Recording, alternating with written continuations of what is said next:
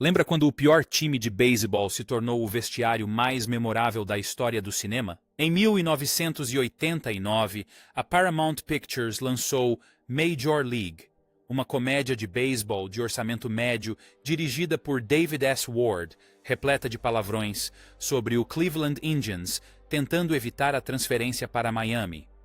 O filme era estrelado por Charlie Sheen como o arremessador Rick Wild Thing, Vaughn, Tom Berenger como o receptor decadente Jake Taylor e Wesley Snipes como o veloz Willie Mays Hayes. Ao redor do estádio também estavam Corbin Burns, Dennis Hayes e, claro, o ukulele Bob Uecker. E René Russo em seu primeiro grande papel no cinema.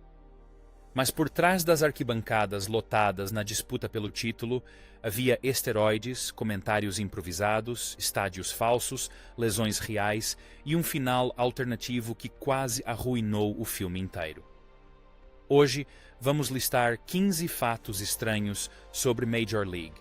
E fique por aqui para o número 1, porque o final original teria transformado o maior vilão do filme em seu herói secreto. Acredite, você vai querer saber o quão perto eles chegaram de arruinar tudo. Mas antes de começarmos, clique no botão de curtir e inscreva-se para não acabar assistindo aos jogos da arquibancada superior com os recortes de papelão.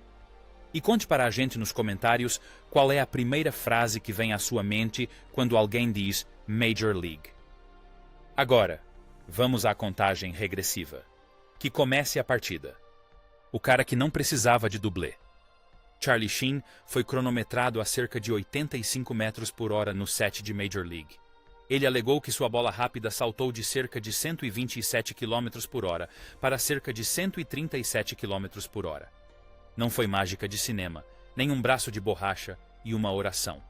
O cara estava arremessando bolas rápidas de verdade. Antes da espiral de tabloides e da era Tiger Blood, Sheen era um jogador de beisebol legítimo do ensino médio com uma velocidade impressionante. O diretor David S. Ward não precisou recorrer a ângulos de câmera especiais ou dublês para a maioria das cenas de arremesso. Bastava um receptor com reflexos rápidos e uma boa dose de fé. Mas aqui está a parte que ninguém comentou por anos. Sheen admitiu posteriormente à Sports Illustrated que usou esteroides por cerca de 2 meses enquanto se preparava para o papel. Não por vaidade, não por tamanho, mas pelo braço. Ele queria arremessar com tanta força que a bola rápida do Rick Vaughn parecesse real, e funcionou. Os esteroides impulsionaram a velocidade e a atitude, e boa parte disso acabou na tela. Então, quando você vê o Wild Thing disparar no radar e encarar os rebatedores como se não tivesse nada a perder, bem, aquilo não era só atuação. Enquanto isso, os fãs passaram anos presumindo que a coisa mais irrealista no filme era o Cleveland Indians ganhar o campeonato.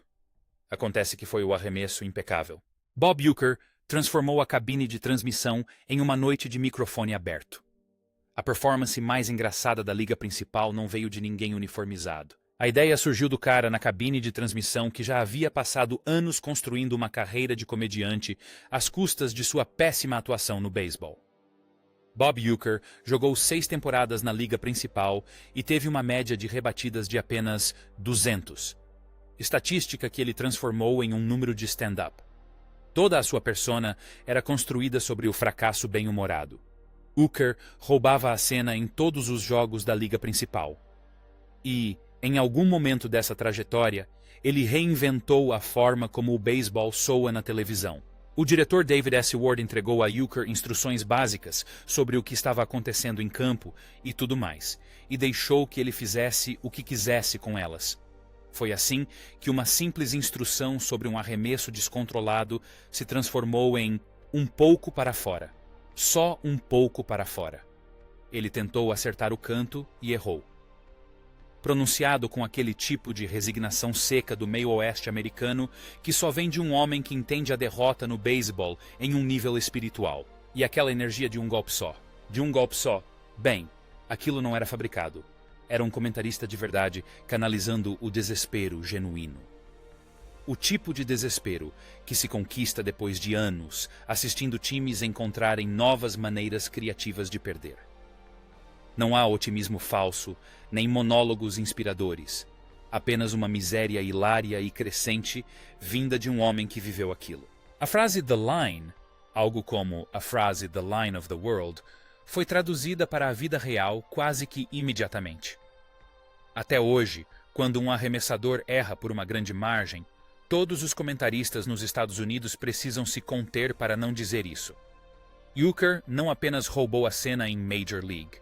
Ele revolucionou a forma como o beisebol soa na TV atualmente. A noite em que Wild Thing transformou os arremessadores de relevo em estrelas do rock. Antes de Major League, ver um arremessador de relevo correndo do bullpen era tão emocionante quanto ver tinta secar. Palmas educadas, talvez um pouco de música de órgão, ou um cara mastigando sementes de girassol agressivamente. Arrepios? Esquece. Aí Rick Vaughn apareceu.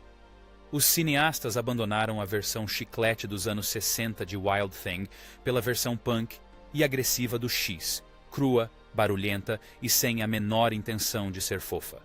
Vaughn não apenas caminhou até o topo da montanha. Ele fez uma entrada triunfal. Óculos de sol, fumaça subindo, o estádio em êxtase. Não era uma simples troca de arremessador. Era uma declaração de intenções. E o beisebol percebeu. No final dos anos 90, os arremessadores de fechamento começaram a escolher suas próprias músicas de entrada, como se fossem a atração principal de um show. Mariano Rivera transformou Enter Sandman em uma marcha fúnebre da nona entrada. As músicas de entrada características se tornaram tão parte do jogo quanto os sacos de resina e a cerveja cara. O filme Major League não inventou o conceito, mas mostrou ao mundo o que acontece quando você trata um relevista como a atração principal. Antes do filme, o bullpen era uma sala de espera, e depois dele, o bullpen se tornou um palco. Quando a piada se transformou em uma disputa pelo título em 1989, a graça de Major League era justamente a possibilidade de Cleveland finalmente ganhar alguma coisa. A franquia não chegava à Série Mundial desde 1954. 3 décadas e meia de derrotas transformaram os Indians na piada mais confiável do beisebol. Então, naturalmente, David S. Ward construiu um filme inteiro em torno disso. Ninguém esperava que a vida real começasse a seguir o roteiro. Em 1995, o Cleveland Indians de verdade engatou uma sequência de vitórias e chegou à Série Mundial. E os torcedores não apenas compareceram, como compareceram caracterizados. Altares improvisados de Jew começaram a surgir ao redor do Jacobs Field. As pessoas levavam rum para o estádio como se fosse uma oferenda religiosa. Wild Thing ecoou pela multidão tantas vezes que praticamente se tornou o segundo hino da cidade. E os jogadores também se entregaram a isso. Caras como Kenny Lofton e Jim Thorpe jogaram com uma energia caótica e descompromissada que parecia ter saído diretamente do vestiário do filme. Alguns deles citaram abertamente falas do filme durante entrevistas, porque naquele momento, por que lutar contra isso? Depois de 4 décadas de sofrimento no beisebol, Cleveland não só conseguiu um time competitivo, como também pôde viver dentro do seu filme favorito durante todo o mês de outubro. O mais irrealista. Parte do sucesso de Major League nunca foi o enredo. Era o tempo que a realidade levou para alcançar os fatos. O jogador mais lento e veloz do beisebol. Na tela, Willie Mae Hayes parecia capaz de roubar a terceira base em pé, dando cambalhotas para trás ao sair do box, com uma velocidade estonteante, puro caos e chuteiras. Mas fora das telas, digamos que o cronômetro não ficou tão impressionado. O diretor David S. Ward admitiu mais tarde que Wesley Snipes corria como uma formiga. Sim, a atitude estava lá, mas a velocidade real, nem tanto. Então, a equipe fez o que os filmes fazem de melhor. Trapacearam. Usaram uma câmera lenta para que a reprodução parecesse mais rápida. Filmaram em close-up. Cortaram rápido. Eles deixaram a arrogância fazer o trabalho pesado. E quando o filme chegou aos cinemas, Hayes não só parecia veloz, como também invencível. E o melhor é que você nunca questionou isso porque Snipes deu vida à história. O sorriso, a confiança, o jeito como ele se portava, como se já soubesse que estava seguro. Se uma direção de câmera inteligente e pura atitude conseguem transformar passadas desajeitadas em velocidade olímpica, isso não é uma limitação. É mágica do cinema. E funcionou tão bem que a maioria dos fãs ainda acha que Willie Mays Hayes era o cara mais rápido em campo. Ele nem chegava perto. O dilema de Costner. Em 1988, Kevin Costner acabara de interpretar Crash Davis em Bull Durham, um receptor veterano com problemas nos joelhos e ótimos monólogos.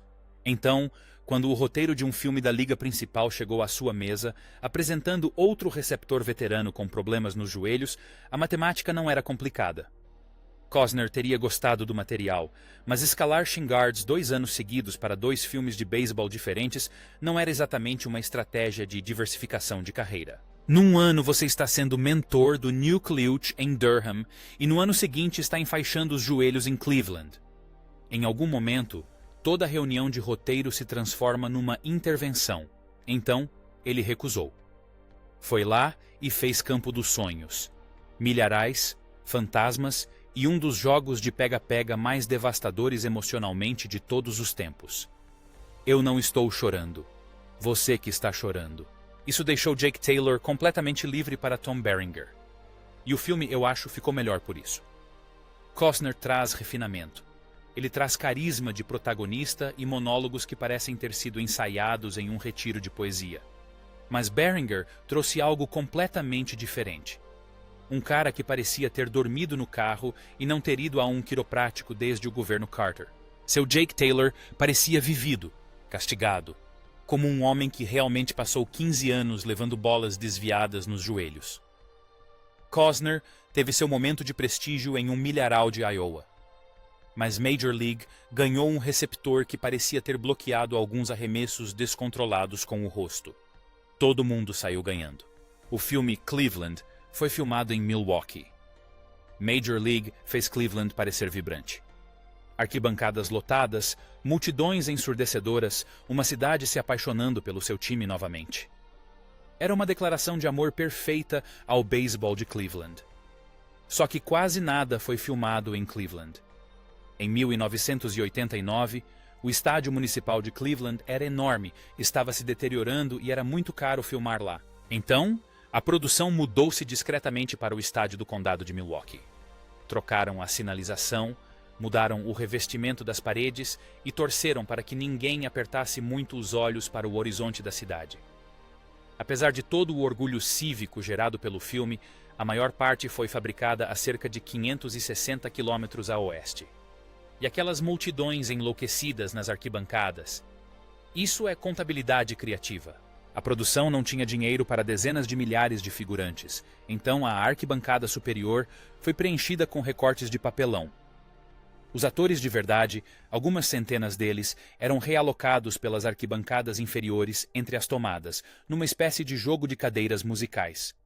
Sente-se aqui, aplauda, mova-se 3 arquibancadas para o lado e aplauda novamente. Mas a coisa fica ainda melhor.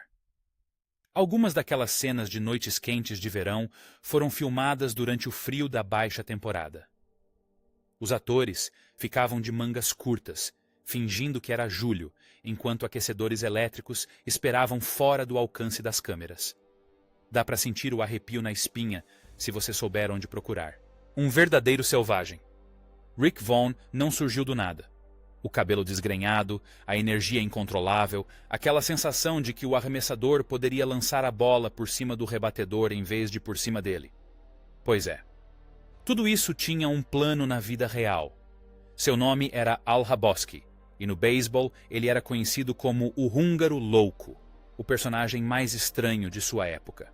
É claro que estamos falando do próprio Húngaro Louco, e ele fez jus a cada sílaba desse apelido. Hrabosky era um relevista nos anos 70 que transformava cada aparição em um evento psicológico. Antes de cada arremesso, ele pisava forte no montinho. Virava as costas para o home plate, batia a bola na luva e murmurava algo para si mesmo, como um homem resolvendo uma questão de vingança pessoal. Quando ele se virava, os rebatedores não sabiam se estavam enfrentando um arremessador ou alguém que acabara de perder uma discussão com o próprio reflexo. O bigode Fu Manchu dava o toque final. Fraoski disse certa vez que queria que os rebatedores realmente acreditassem que ele era louco o suficiente para acertá-los de propósito. E pelo jeito como os caras se posicionavam no box contra ele, acho que funcionou. Mas antes de Hrabowski, esperava-se que os arremessadores fossem calmos e profissionais. Mas ele provou que, se você tem o braço para sustentar o arremesso, a montanha pode ser como uma performance artística. Vaughn só ganhou uma iluminação melhor e uma trilha sonora melhor. Ei, antes de entrarmos na nossa pausa da 7ª entrada, viu o que eu fiz? Toque o sino e nos avise que você está aqui.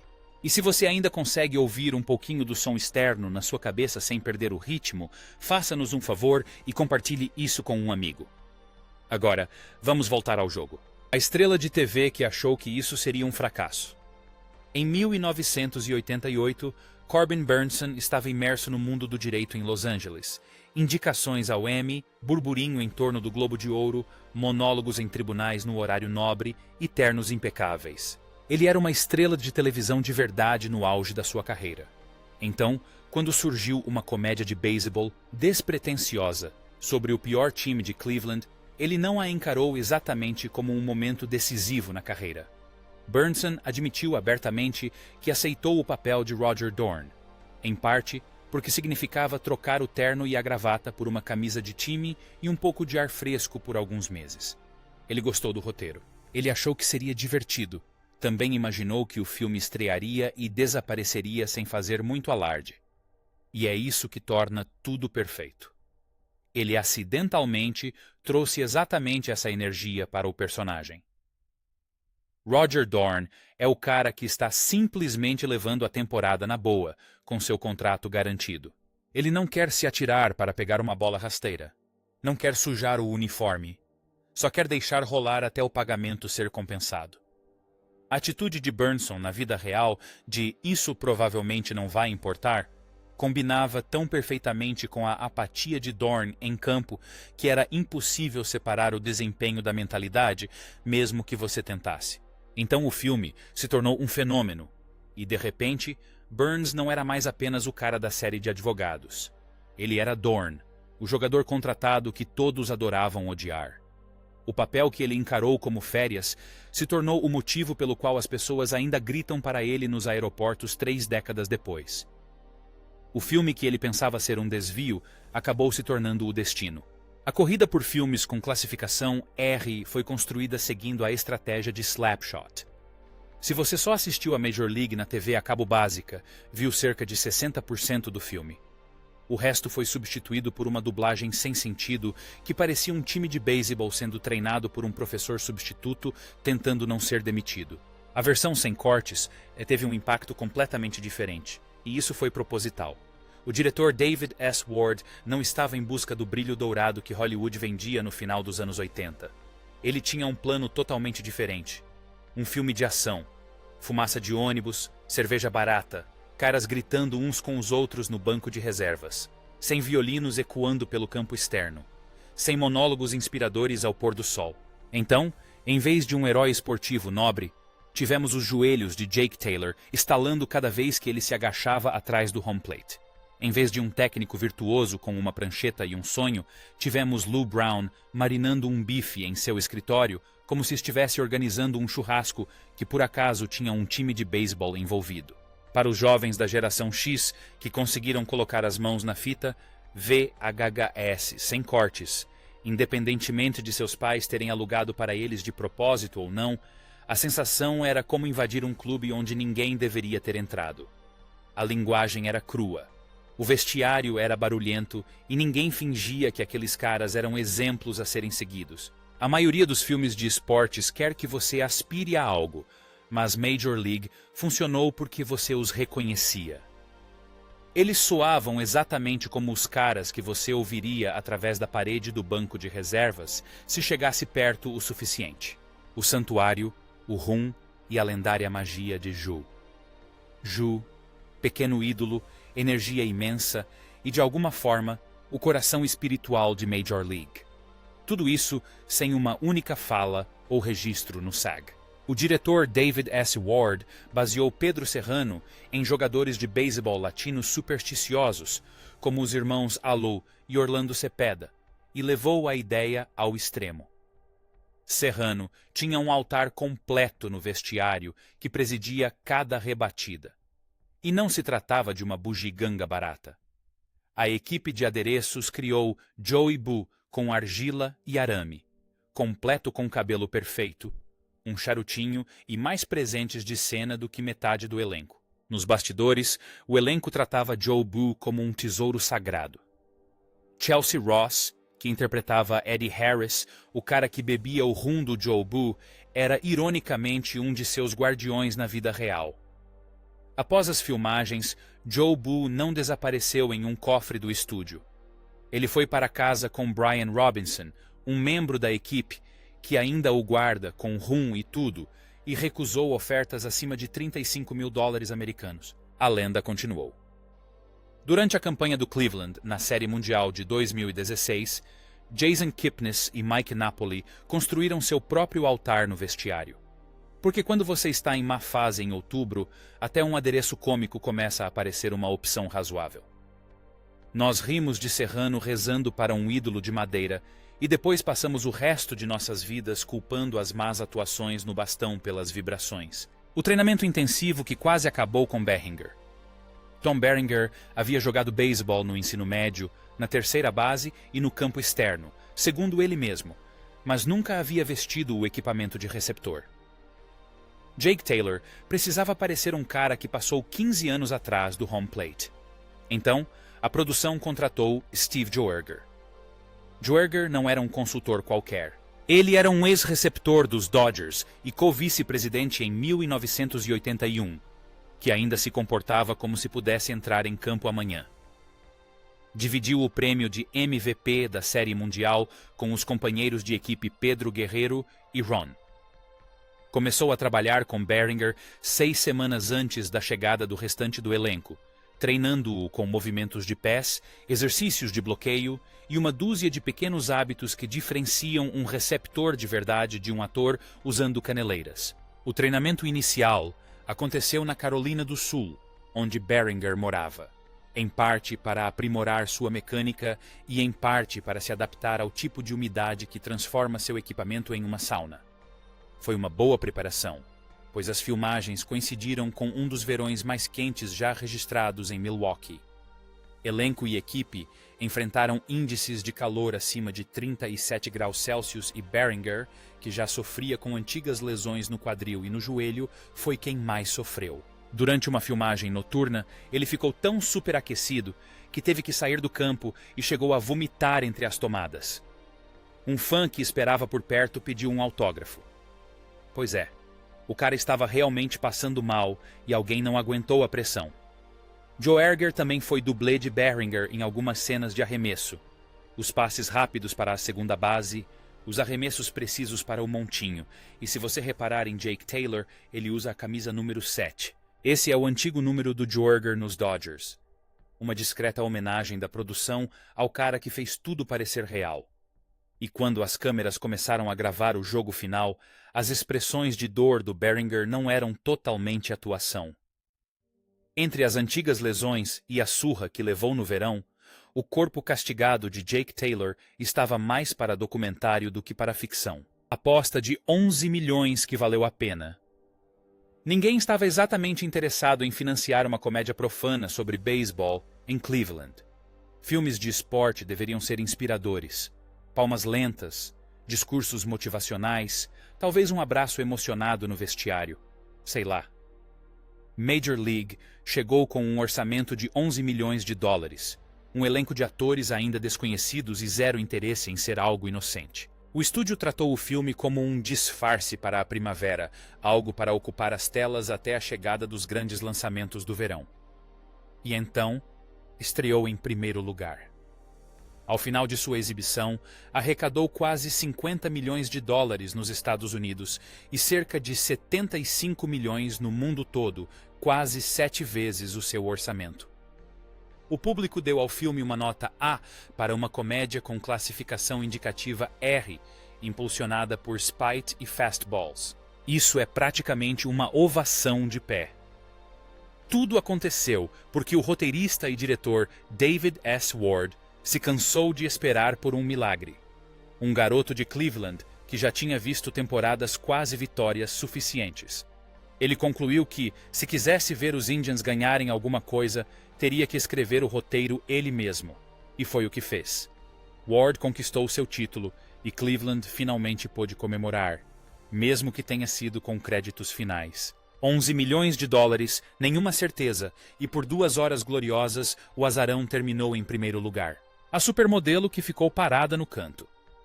Antes de Rene Russo roubar quadros com Pierce Brosnan em Thomas Crown Affair, ela estava parada, congelada em um canto, tentando não arruinar sua primeira audição para um filme. Russo passou seus 20 anos como uma das modelos mais requisitadas do país. Capas da Vogue, capas da Cosmopolitan. O tipo de carreira que a maioria das pessoas simplesmente consideraria como aposentadoria. Mas, aos 35 anos, ela havia abandonado a carreira de modelo e estava tentando entrar para o mundo da atuação, praticamente sem nenhuma experiência em cinema. Quando chegou ao Reed para as filmagens de Major League, o diretor David S. Ward notou 2 coisas imediatamente. Ela tinha um calor humano inegável e estava tão nervosa que não saía do canto da sala. Ward admitiu mais tarde que a audição dela não estava tecnicamente entre as 10 melhores, mas algo nela chamou a atenção. Ele a colocou para fazer um teste de química com Tom Berenger, e a química foi instantânea, então ele resolveu arriscar. As arestas a serem aparadas apareceram logo no primeiro dia. Russo gesticulava tanto que suas mãos não paravam de passar pelo seu rosto durante as filmagens. Ward pediu que ela as abaixasse, mas ela não conseguiu, então ele amarrou suas mãos para uma tomada. E uma tomada depois, Russo disse: "Ok, acho que consegui." E foi isso. Mais tarde, Ward apontou para uma longa cena na biblioteca com Berenger como o momento em que tudo se encaixou. Diálogos longos, cortes mínimos, sem rede de segurança. Russo arrasou. Mais tarde, ela disse que foi naquela cena que percebeu que realmente podia fazer aquilo. Ela não era mais apenas uma modelo visitando um set de filmagem. O resto de sua carreira provou que a aposta de Ward estava certa umas 100 vezes. A reviravolta que quase arruinou tudo. Rachel Phelps era a vilã perfeita. Ela herdou o Cleveland Indians. Odiava a cidade e montou deliberadamente o pior elenco que conseguiu encontrar. Cada movimento foi pensado para derrubar a frequência de público e, assim, poder transferir a franquia para Miami. Margaret Whitten a interpretou com um sorriso tão frio que dava vontade de atirar algo na tela. Cada vitória da equipe era como se fosse algo pessoal. Cada virada era um ataque direto ao plano dela. Mas o roteiro original quase destruiu tudo. Nos primeiros rascunhos de David S. Ward, Rachel não estava tentando sabotar a equipe. Ela estava arquitetando o sucesso deles. Todo o esquema, o elenco terrível, a humilhação pública, tudo aquilo foi planejado para desmantelá-los e, assim, reconstruí-los mais fortes. Ela não era a vilã.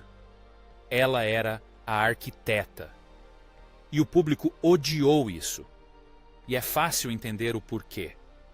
Se Rachel está secretamente manipulando tudo para o benefício deles, toda a história do azarão desmorona. A turnê de vingança de Jake Taylor é fabricada. A união no vestiário é arquitetada. Os fãs de papelão se transformam em fãs de verdade. Isso faz parte do plano dela. O público não está mais torcendo por garra. Eles estão assistindo a uma equipe cair em uma armadilha. Então Ward descartou a reviravolta. Rachel continuou fria, implacável, completamente irredimível. Sem nenhum coração de ouro secreto. Sem redenção no terceiro ato. Apenas uma vilã que perdeu porque a equipe que ela tentou destruir se recusou a desistir. E foi isso que salvou o filme. Não foi a entrada de O Monstro do Ártico, nem a cesta da vitória, nem mesmo a cabine do Hooker. Foi manter Rachel Phelps exatamente tão cruel quanto precisava ser, para que a vitória realmente significasse algo. E pronto. 15 fatos curiosos sobre Major League, a comédia de beisebol de 11 milhões de dólares que, de alguma forma, sobreviveu à maioria dos times reais que satirizava. Então, me diga qual fato te surpreendeu. Deixe nos comentários e não se esqueça de curtir, se inscrever e ativar o sininho.